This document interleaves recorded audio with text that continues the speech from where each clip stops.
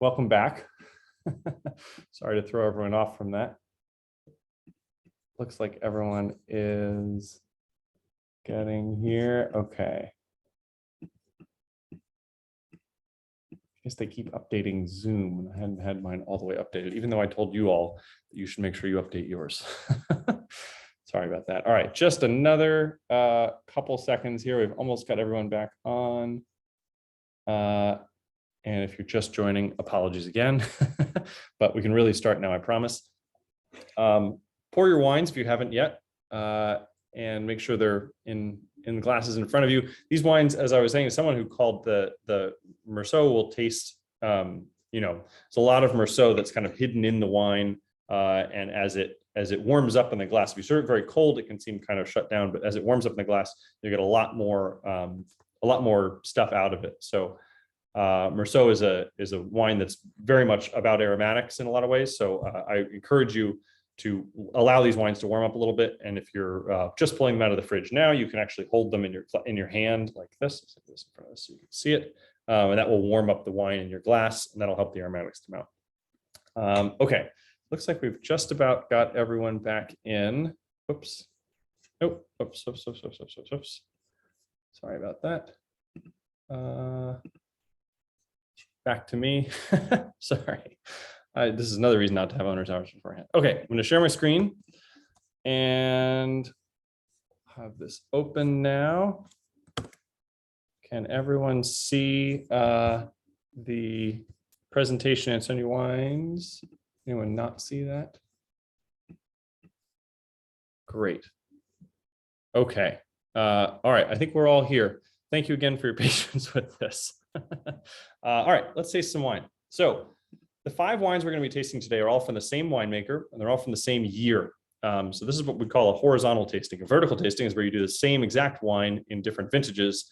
This is going to be a horizontal tasting across the different terroirs that the Domaine Boyer Martenot and the winemaker Vincent Boyer uses to make a bunch of his wines. He makes probably 12 or 13 different cuvées. We're going to be tasting 5 of them today.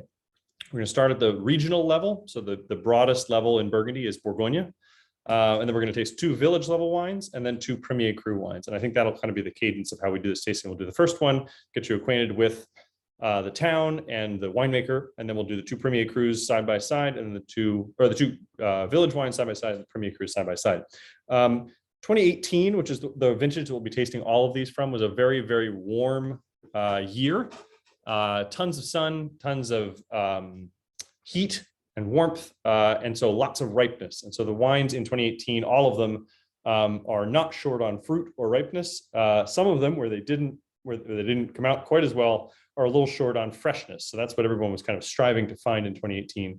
And so I've picked these because I think Boyer did a particularly good job finding freshness in all of his wines. And he did that by picking early enough and managing the fermentation within the barrels, not using too much oak. The wines, as you'll see, are classic Merceau. They have a rich, round flavor, which is a signature of Merceau. But none of them, I would say, are flat or are missing acidity or missing freshness, missing energy. So just to orient you, all the wines we're going to be tasting are from Merceau. Merceau is in the Côte d'Or, which is the famous part at the very top of Burgundy here. The Côte d'Or stretches from Dijon up in the top, all the way down to, about to Chagny down here, past Beaune in the south. The wine we'll be tasting are all from Merceau, which is right here. So about 20 minutes, maybe 10 minutes south of Beaune. Beaune is kind of the cultural capital of Burgundy, right here in the middle. It's a very old city.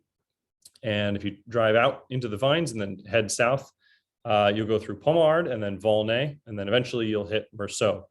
Merceau is quite a large appellation. It's about 400 hectares, which is compared, for reference, is about the same size as Pouligny-Montrachet and Chassagne-Montrachet combined. And together, those 3 towns, Merceau, Pouligny-Montrachet, and Chassagne-Montrachet, account for the vast majority of the famous, or at least well-known, white Burgundies that come out of Burgundy, the famous white wines come out of Burgundy. Merceau is the largest appellation. It's interesting, though, because it doesn't have any Grand Crus. So Premier Cru is the highest appellation of any vineyard in Merceau.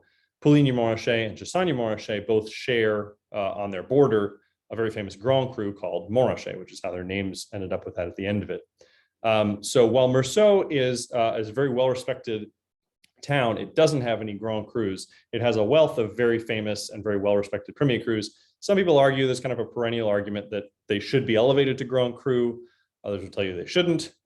Whether or not they should, the wines that come out of Meursault, the average level of the wines that come out of Meursault, I would say, is quite high at the village and Premier Cru level. And in particular, there are 3 famous Premier Crus that are thought of as kind of Premier Cru plus in Meursault, and we'll be tasting from 2 of them this afternoon. So here's a bit of a blow up of where we're going to be. We're going to start with the Borgonia. Bois Borgonia comes from the Meursault region, but it's in this white area here because it's not in the village level plots. So it's the regional level plot, which is the entry level. And he has a couple different plots down here on the flat near the RN74, which is the main road that goes through Burgundy. Then we'll move up to village level. On this map, village level is in green. And we'll be tasting 2 very different plots. One that's down in the flat here, Ormo, and then one that's up on the hill, Narvo. And you'll really see the difference between Ormo, between the flat and the hill. Because Meursault is such a large appellation, there's actually quite a bit of variation between the terroirs of different plots. And so in a lot of towns at the village level, you'll see wines that are marketed just as named after the village. So you'll see Volnay village, or you'll see in the Côte de Nuit, you'll see Vosne Romanée village or something like that. In Meursault, it's actually quite common to have different village level bottlings also have the name of the individual vineyard, just because it places you a little bit more specifically on the map of where you are. So if you have a village level wine in Meursault from down here, it'll taste totally different from a village level wine in Meursault up here. And so a lot of winemakers, most winemakers, it's more common than usual in Meursault to single out the actual plot, even at the village level that the wine comes from.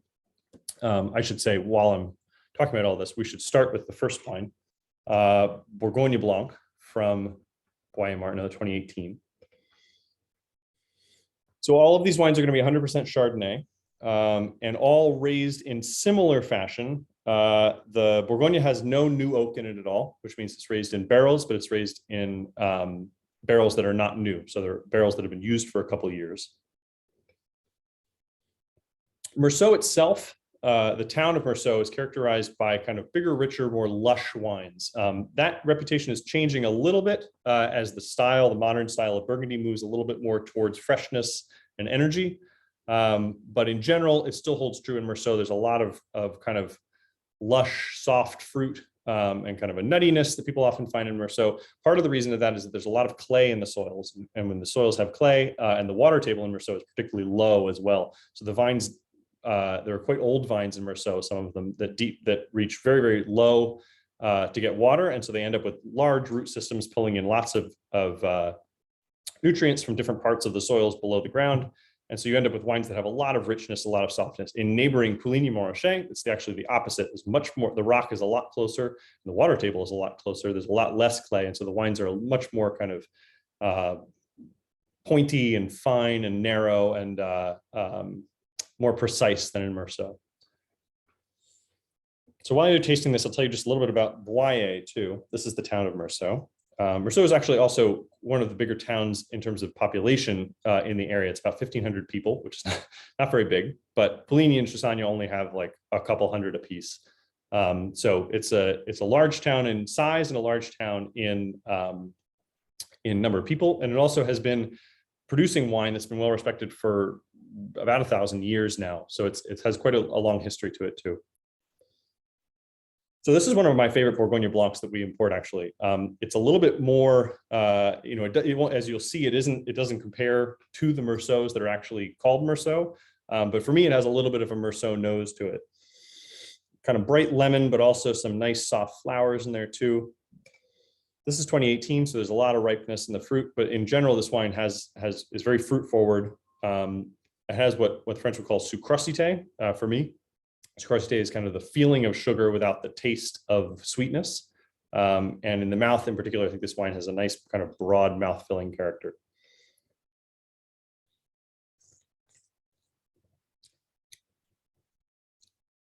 It's nice and round. It's not terribly long. There's good acidity, good freshness. It isn't fresh the way you'd find a Chablis. There's not a lot of stoniness and kind of zippy freshness, but there's a nice I don't know, I would say maybe a chalkiness almost, that keeps it from being purely about fruit. There's no new oak, so it really isn't about toast or anything like that. It's kind of just about, clean, pure, ripe Chardonnay fruit. While we're talking about this one, I'll tell you a little bit more about the producer. So this is the winemaker in the middle here is Vincent Boyer. He has been making the wines at the domaine for 10 or 15 years now. The domaine, as it's currently formed with a different, called the domaine Boyer Martenot, was formed by his father in the 80s, about 83, I think it is. And it's had a really good reputation. They have a remarkable collection of very good plots around Meursault and a couple in Pouligny too. But Vincent is really the one that has elevated the game. Meursault, as you may know, is home to some extremely famous, extremely rare, hard to find kind of cult wines, at least in the Burgundy circle. And Vincent has, I wouldn't say he's in the cult wine category, but he's certainly elevated the product at their domain quite a bit. And so he's in the conversation now with, some of the better known names in Meursault. He's also really an innovator. He's constantly trying new things, and I don't have a picture of it, but he had this funny shaped barrel that actually wasn't round that he was using for a while, that had like angular sides. It's probably a 16-sided barrel, but with straight sides in a whole circle like that. It was very interesting. But he's always experimenting. Every time we go there, he's a new thing he's going to try to show us. The biggest experimentation that he's done, which he's adopted, is that after the wine goes through fermentation and goes through all of the kind of production where it normally would be bottled, instead of bottling it, Boyer now holds it for an extra 9 to 12 months in these large eggs, large concrete eggs, and they're on the wine is still on the lees. So it and in these eggs, it circulates throughout the egg in this kind of slow motion. And really the thinking behind it is that he decided that his wines essentially just taste better if they're drunk a year later. So he was thinking they were getting to the market too fast. And in fact, even a couple of months ago, he sent us the samples of the 2019s, which we tasted last week. And he said, please don't taste them until at least the end of September, because they're just not going to show what I want them to show until then. So he's very much has long been interested in this idea of holding his wines a little longer. And so it started in 2017 to just not release them for an extra year. And he holds them in these concrete tanks that develop a little bit more richness, a little more gras, a little more mouthfillingness.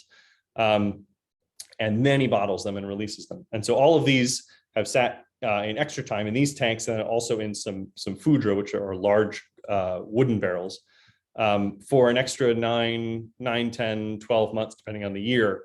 And then they're released. So it's really interesting that the wines are now a whole year later than they have been released. And in 2017, he actually split his vintage and did half in the eggs and half just released on regular schedule. And it's very interesting to see what they've done. They add a kind of a dry fullness to the wines that I think he's on something. I think it's a real improvement.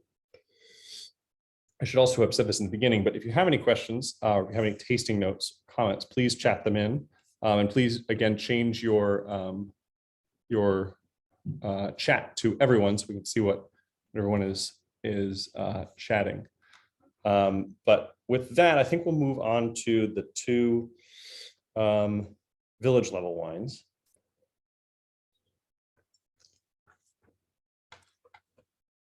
Some quite good Borgonia, spherical, no hard edges. Yeah, that's kind of the thing I like about often when you find there are Borgonia Blancs that are very clean and kind of straightforward, but a little one-dimensional, and very, very kind of lots of acid, lots of freshness, and they're fine, but they don't have a lot of depth to them. I really like Boyer's because it really does show an extra dollop of depth. All right. Okay, so let's move to wines 2 and 3. And these are going to be the two village level Meursaults that we'll drink. And I encourage you as much as you can to taste these next to each other and go back and forth between them. It's really remarkable. I think you'll see exactly why the people in Meursault do this, that they bottle them quite separately. Okay, so we'll start with Ormo. Ormo is this vineyard right down here on the flat. And I think I have a picture. Let's see. Yeah, it's a little later, but I have a picture. So this will show you this is kind of the slope of Meursault. It's not, it doesn't look like the Côte Rôtie. It's not very, very steep. But between the flat and the hilly part over here, you end up with a couple 100 feet of difference in elevation, and the soils change quite a bit. So there is a lot of difference in the terroir between the two locations. This picture here is in Ormo. Ormo is a very old vineyard in the right on the flat. You can see it's very flat here, right in back of the Domaine Boyer Martenot's the domain itself. So if you walk out the back door of the domain, you walk into these vines. And these vines were planted by Vincent's great-great-grandmother. I think it's two greats. Yeah, great-great-grandmother in 1924.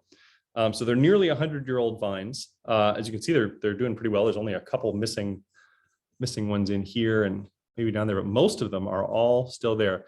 And as vines age, they produce much fewer bunches and much less juice, but the concentration all increases because the vines their root system continues to go down.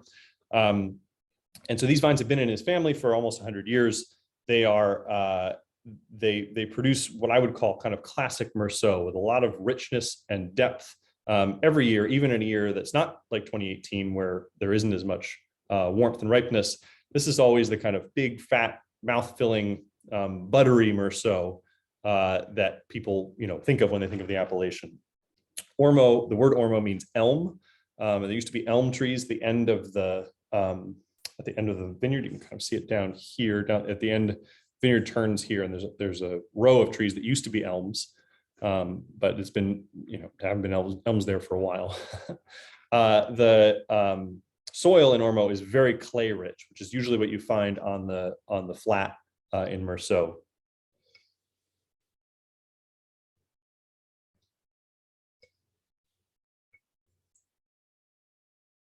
So Vincent uses just about 10% new oak, maybe 15 depending on the vintage, for his village and his Premier Cru. So these wines are really not about new. When I say oak, I mean new oak. He really isn't someone that uses a lot of new oak barrels to impart flavor, and so in that way, he's kind of in the modern. In the more modern movement of how white Burgundy is made today.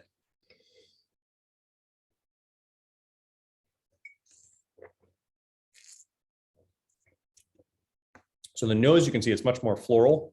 It's almost kind of a woodsy, almost mushroominess to it that separates it from the Borgonia. But in the mouth, it's a whole different ballgame from the Borgonia.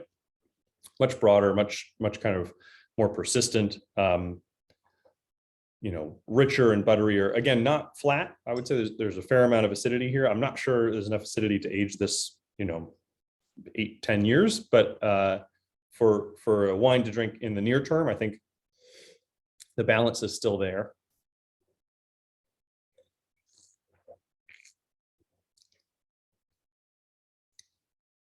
Yeah, definitely kind of in the old lush style of Meursault. Before you get too far into that one, save some of it in your glass so you can go back to the Narvo, which is wine 3. So Narvo is up the hill. You can see these topographical lines here. It's about 200 meters higher in elevation. It's almost the highest village in Meursault. I guess these Viruy and Thiers are a little higher. But Narvo is a totally different microclimate and totally different terroir from Ormo. So it's 200 meters higher. These are also old vines. They're not quite as old as Ormo, but they're about 50 years old instead of almost 100 years old.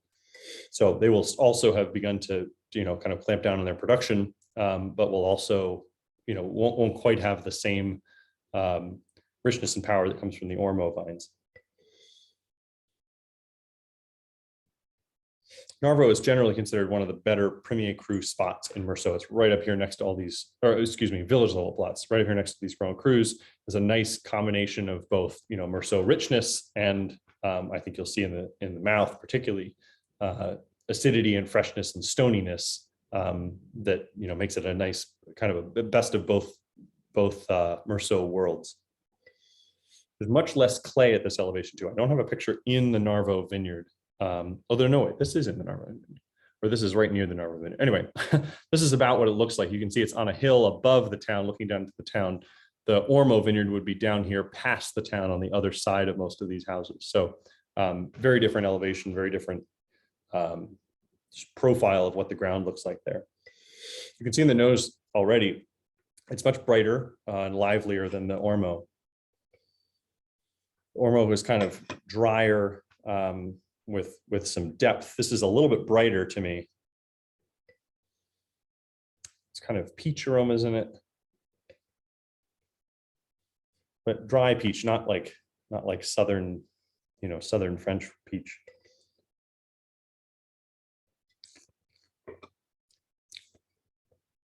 Yeah, and then in the mouth, it's much zippier, much more punch, much more kind of energy in the mouth, and much more yeah, there's just more of it.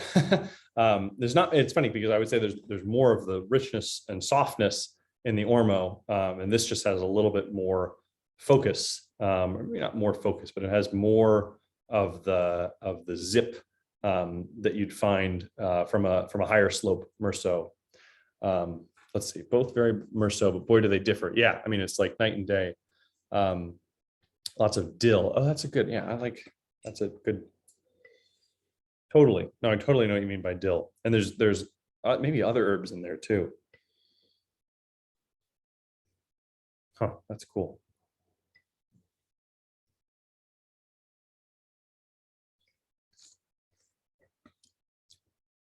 Yeah, I almost had poured a Puligny as well. We don't have enough of the Puligny that it would have thrown off this whole thing. But this seems, if you had this next to a Puligny, it would still taste very Meursault, I think. It still has the richness and concentration and depth that Meursault has, but it has a little bit more of the steeliness. The Ormo, it's almost just like it's more relaxed. The Ormo is just, doesn't have somewhere to be. The Narvo is really, zipping around.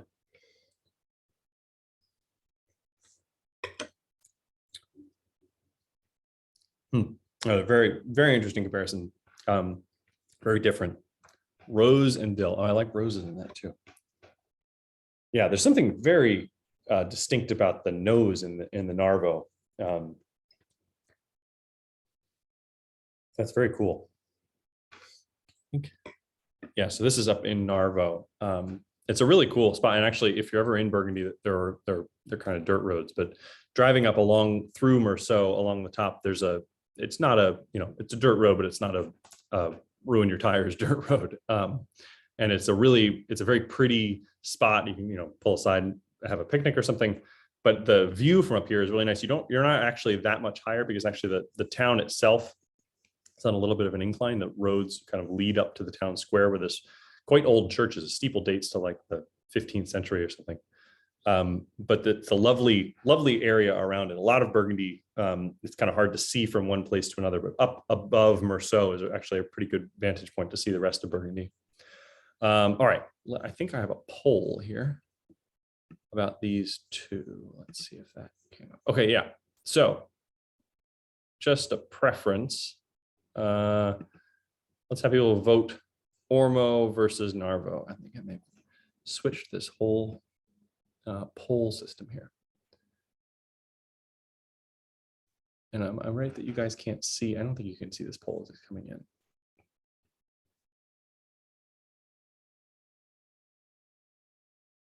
All right, almost everyone is in.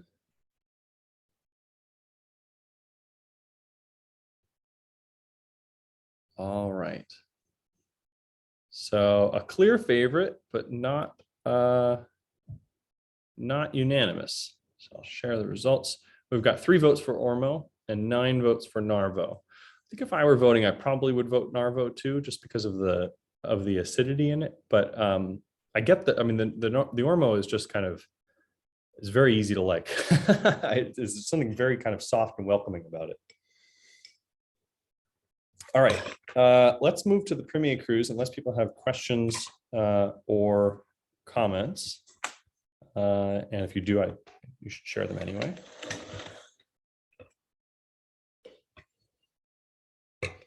So as I was saying before, there are no Grand Crus in Meursault. So the highest any of the village or any of the vineyards achieve is Premier Cru. And within the Premier Crus of Meursault, there are three that are the most famous and kind of thought of as the best three. And they're all concentrated down here near the Pouligny-Montrachet border. So again, this is north going off the top right of the screen and south going off the bottom left. The three famous ones are Charme, Genevière, and Perrier. And I think most people would put Perrier a half step above Charme and Genevière, but at that point, it's really a matter of personal choice. And we are always given a very small allocation of Perrier, and we have none of it left, which is why I don't have it today. But you get a good feel for the other two, which are still, the two of the three most famous Premier Crus in Meursault. So Charme is down here, right along the border with Pouligny-Montrachet, just below Perrier. And then Genevière is in here a little bit. So Charme is going to be what we're going to taste for number 4. And Genevière is number 5. So this is a picture actually in between on the road that splits Charme and Genevière. It's actually right here on the left here is Perrier, and on the right here is Charme. So I'll go back to this map. So this picture is taken right here at the border with Perrier on the left and Charme on the right. So this is Charme right here. This is where number 4 comes from. And if you went down this road a little bit and you looked up to the left up the hill, you would find Genevière. So Genevière and Perrier are on the left side of this hill in this picture, and Charme is a little further down here. Okay, so Charme. Vincent's vines in Charme are 40 to 60 years old, so they have some age to them too. And again, only 10% new oak here. So when winemakers have wines that are big and rich like this, some of them tend to age them in barrels for a lot longer, or new barrels for a lot longer, or give a little bit more because the wine can handle that much oak. They tend to add or are tempted to add that much oak. Vincent is very much not about the oak. He is about letting the richness of Meursault show through. A lot of producers have dialed their Meursaults all the way to the kind of precise, balance, freshness, angular side of the spectrum that you almost could imagine they were from Pouligny-Montrachet. Vincent definitely hasn't gone that far. He's I would say I would put him closer to the middle. He doesn't use oak for to kind of let the richness show through, but he does that extended time in the lees in those big concrete eggs really does add fleshiness and add kind of roundness and depth to the wines. Oh, and one other comparison that you definitely should do, unless you've drunk all of the village so far, is to go back and forth between the village level wines and the Premier Cru level wines, because you can see they're not terribly far away from each other, particularly Narvaux and Genevière. So 3 and 5 actually border each other. But I think you'll see if you try them in a glass 3 versus 5, there's a clear difference between the Premier Cru level vineyard and the village level vineyard. This being Burgundy 2, you can always get more specific. So Charme, the Charme vineyard is divided subtly into Charme Dessus and Charme Dessous, which I was not there when they made up these words in France, but I wish they had made slightly better or slightly more different words for opposites. But Dessous is above and Dessous is below. 1 letter difference and the opposite meaning. So there you go. I know we have a lot of those in English too. But anyway, the Charme Dessous up near the road is generally considered the better plot within Charme, and that's where Vincent's vines are. They're right along the border, one of the first rows along the border with Pouligny, and they're right up here near the road, so just off the right side of this picture here.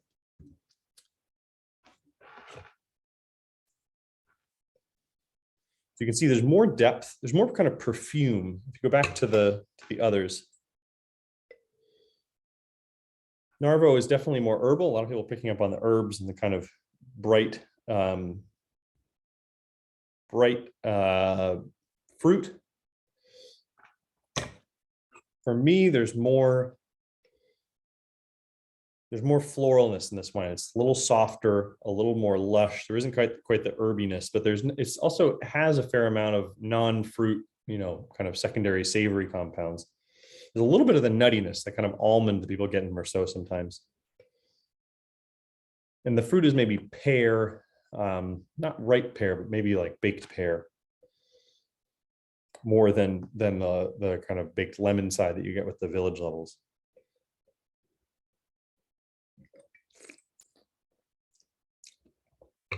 And in the mouth, boy, that's lovely in the mouth. Really big and rich, very kind of silky and round. Very kind of, yeah, it has a really nice shape to it. Very smooth around the edges. Although there's a nice, it's almost like a salinity that's keeping it balanced. It's not just, smooth and lush. That there's a certain amount of definition to it.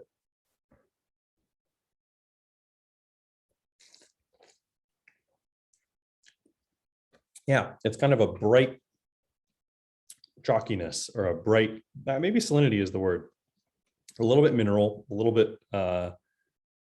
It's funny. It once is big and rich and round and soft, but also has some structure behind it, some definition. It makes it really is very pleasant for me. Please text in or send in your thoughts too. And definitely make sure you go back and forth between the two levels. So the Ormo and Narvo.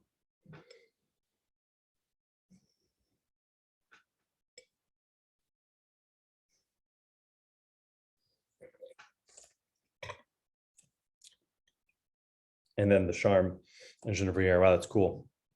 Yeah, there's just something else in the Premier Cru. It isn't in the village. Let's see. Jeff says the Charme is remarkably broad and delicious, like a village on steroids. Yeah, broad is a good word for it. The Narvo Village versus the Premier Cru shows the mid-slope advantage Genevieve. Yeah, I agree. And actually, I'm excited to try 3 next to 5 because they're right next to each other.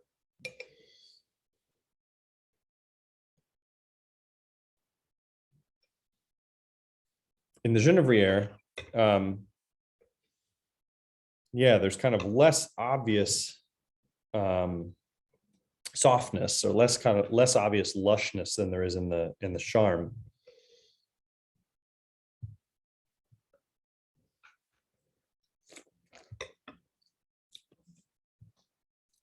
But in the mouth, wow, super powerful and concentrated.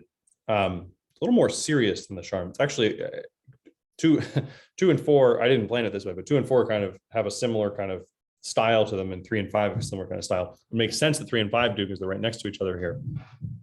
Genevieve, I should say, which is what I have in the background here, means juniper.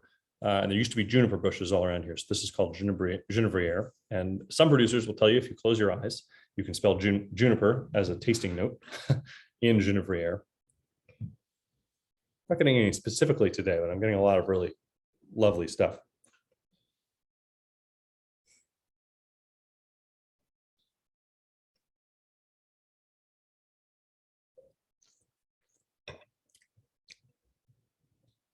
Yeah.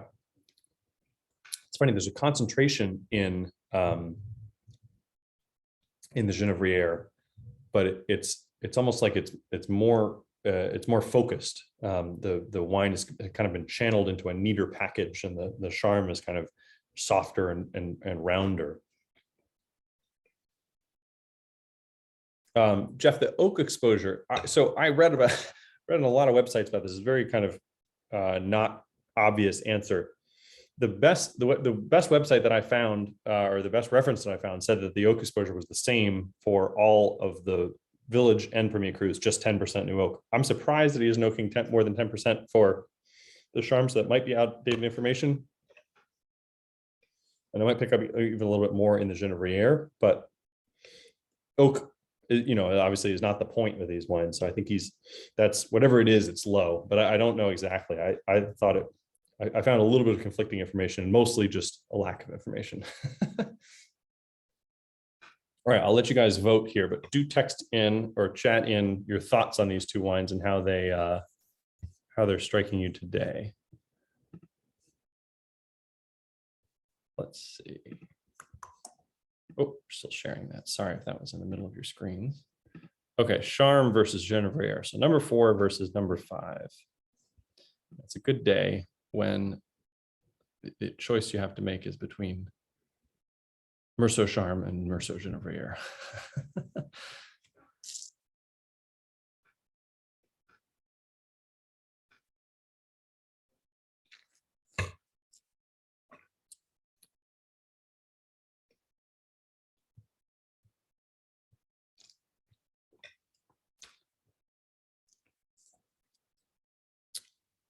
Yeah, the Genevieve has almost a more of a chewy quality or something that's like the texture is very different. Charme is just a very easy, buttery, rich, like I don't know, bacon fat or something. And the Genevieve is a little bit more grip and attractive, I would say, chewiness to it.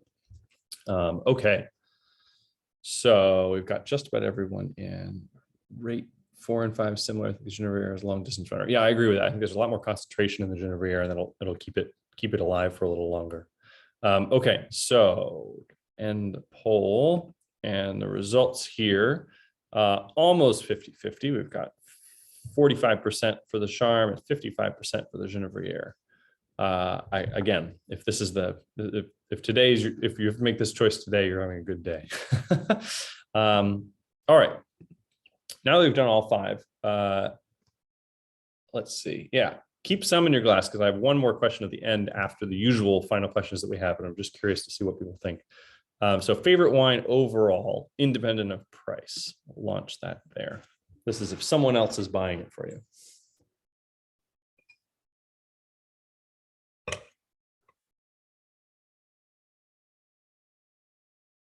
Probably be a similar lineup to the last poll we did.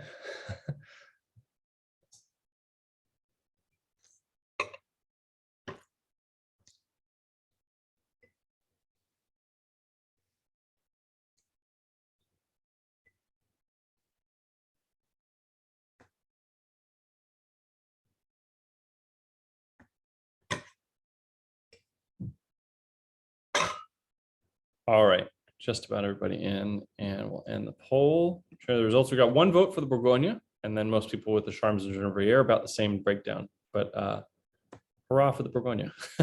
Okay, we'll do the value poll now. So you'll see across these wines, there's quite a bit of spread of price, which I don't think I've mentioned thus far.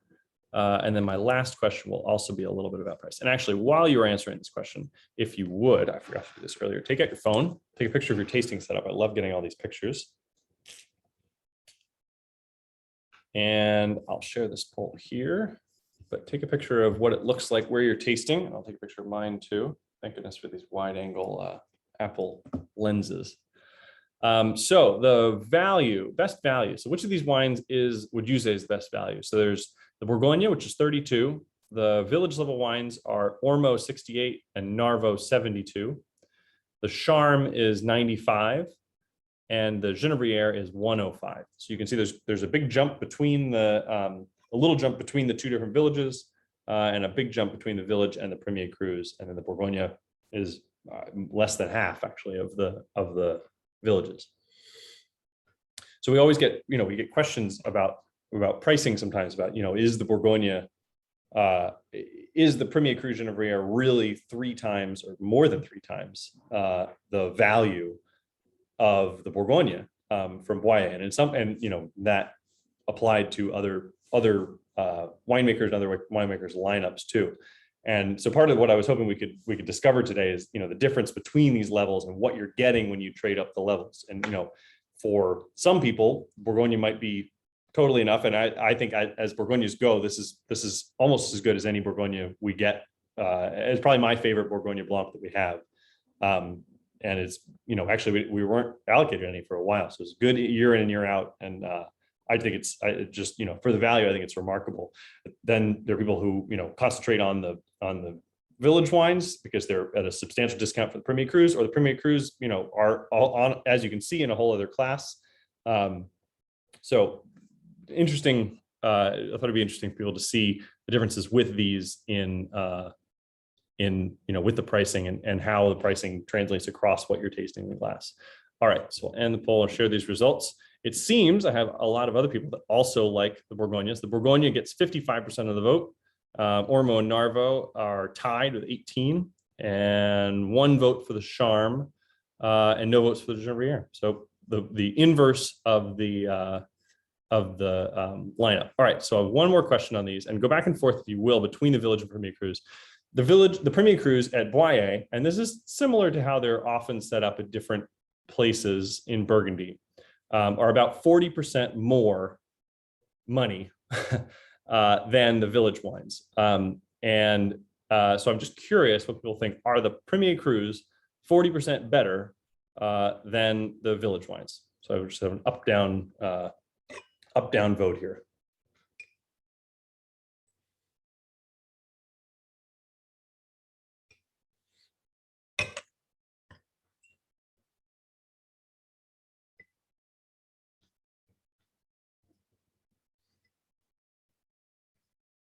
And this is an interesting question too, because I haven't said that you have to buy them at 40% better, but are they 40% better as values?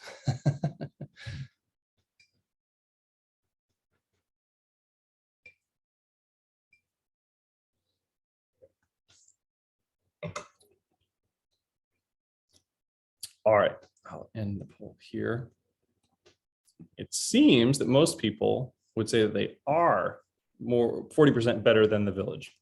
I think today for me they are, you know, if nothing else, it really does for me give you an idea of just, you know, it's part of the magic of Burgundy. They drew these lines that, you know, that these wines are set up on hundreds of years ago when there were monks making the wines that said, all right, this one tastes a little different than this one tastes a little different than this one, and just, you know, based on only what it looked like there and what the quality of the wine that came out of it, they drew these lines that really are remarkably consistent today in what the quality of the wine that comes out of them. And even between Narvo here, number 3, and Genevieve just down the hill, and down the hill too, which is, you know, would say is not as favorable as up the hill, particularly in Meursault. Just a massive difference between number 3 and number 5 in terms of the character, in terms of the depth, in terms of the notes that you find there. And then even between Genevieve and Charme, which are both at the same level, almost on the same slope, but just different terroir, are again, you know, highly, highly different. So anyway, that's my plug for Burgundy terroir, which, you know, if you guys are in this tasting, you don't have to, you don't need any convincing. Okay, so as usual, we'll do the same discount we usually do, 15% off for any of these wines. And actually, for the first time, we have all of these in stock, and not in a ton of stock for the Premier Cruise, but we have some of it, all of them. So that's fun. And I'll send out the email after this. And then a number of you have already signed up for the other ones, which is awesome. Thank you. But if you're in town, we're doing 3 more of these this year. The next one is in 3 weeks, the 23rd. So it's a Michel Gros spotlight. It'll be just like this. We're going to do one, it'll be a little bit different setup because we're going to do 1 regional level wine, 3 Village wines, and then 1 Premier Cru. His wines are priced a little higher. And so, but the three in the middle that you'll taste really will be a good exploration of terroir. They'll be from 3 different towns, and everything else will be held constant except the vineyard site. So that'll be cool. And then in November, we're going to do a Roger Bellin spotlight. That's going to be 2 whites and 3 reds. And we decided to do that just because Bellin makes such good wines in both colors. And then in December, we're going to do vertical trios. We're going to do 3 Chambon Musigny in the same wine in different years, and then 3 Chateauneuf du Pape, same wine in different years. That'll be a nice wintry one. I should also say that tomorrow, there's the teaser coming out. We haven't exactly figured out what it's going to be, but a week from tomorrow is the release of October Futures, which is the last futures of the year. And if you like any of these wines, Y.A. Martenot's wines, his entire 2019 lineup will be in will be in the October Futures, and they're quite good wines. These are all in stock now. Those will be in stock potentially by the end of the year, probably sometime in December. But you know, the global supply chain as it is, no one can really say for sure. We have some other Burgundies in there too, and then some other stuff from all around the place as well. But yeah, this was fun. This was a lot of fun. I had a good time. Glad you guys were able to join. This is an interesting tasting for me, because this is kind of how, when we're over in Burgundy tasting and analyzing and deciding what wines to bring, this is how we taste them. If you go to a domain in Burgundy, this is how you taste. You taste the Borgonia, taste all the Village, taste the Premier Cru, and then if they have Grand Cru and you're lucky and they like you, you'll taste those too. And then you have to decide, or we have to decide, what is it about these that makes them worth it, that makes them different enough, that makes them, true to the site that they're coming from. And so this is kind of a little bit of a mini visit to a domain in Burgundy, one of our favorite domains, Borgonia Martenot. And so I'm glad that you guys could join. And I hope to see you in some of the other ones going forward. They should be lots of fun. And I hope you guys have a lovely weekend. And if you have any questions that you hadn't thought of before, please email me, and please send me. Oh, let me do this one more time. I'll put it in the email. You can email me the pictures, any pictures that you took of your setup. But again, we decided to restart our tastings and our owners hours. That saw a bunch of you today at owners hours. And I think we're going to continue to do those as conditions permit.